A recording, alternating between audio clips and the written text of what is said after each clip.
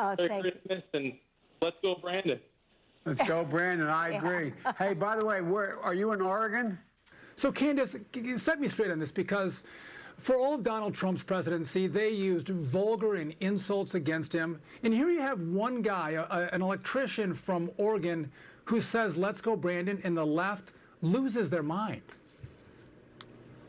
Yeah, and the irony of the coverage about this is that "Let's Go Brandon," the chant arose because of America feeling that it was a referendum on the mainstream media. The mainstream media is constantly lying about Americans. And so in response to this, you have the mainstream media who is going after this man and completely lying about him and what the chant represents, trying to make it something much more sinister and vile than it is. In reality, it's just America saying the mainstream media lies and we don't like this president. And you have to ask yourself at this point, who are they lying for, right? We know they're lying. They know they're lying. Everyone around the world knows they're lying. There's not a single person, I don't care left or right, who will look you in the face and pretend that Joe Biden is a well-liked president. They can't even put him in public. They put him behind screens. He gets the questions in advance because there's nowhere he can go. There's no state, not even New York City. I mean, he can't even go into the city of New York without people screaming this chant all around the USA. So who are they lying for? At the end of the day, what I think is happening, and the reason why they reacted so viciously, is because they're angry. I think there was an element of them that actually believed that after Trump was gone,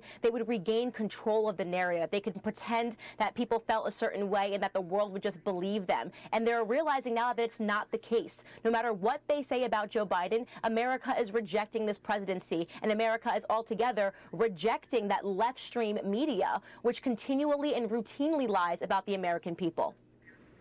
Well, Candace, I would say they're rejecting the policies because those policies have been utterly catastrophic for their livelihoods and their families and their kitchen tables. But I got to tell you, in a moment of, feeling a father's heart, when I saw the video, I got to tell you, I felt a little bit sad, and I'm being honest about that because, I don't know if Joe Biden, was never told what "Let's Go Brandon" means or if he forgot what it means. But there he repeated the line, and it shows that he's just not all with it, I think.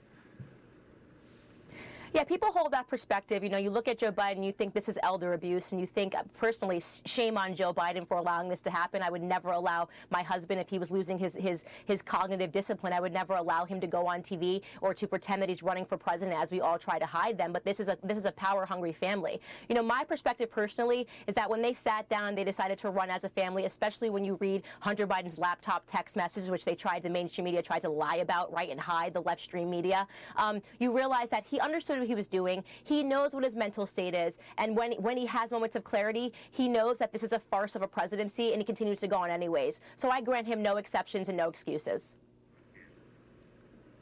No exception, Candace. But the one thing that I look at it, through all this is the media has no excuse. That they come in and they defend him and defend his policies when the American people suffers. That's outrageous. But Candace, thank you for joining me tonight.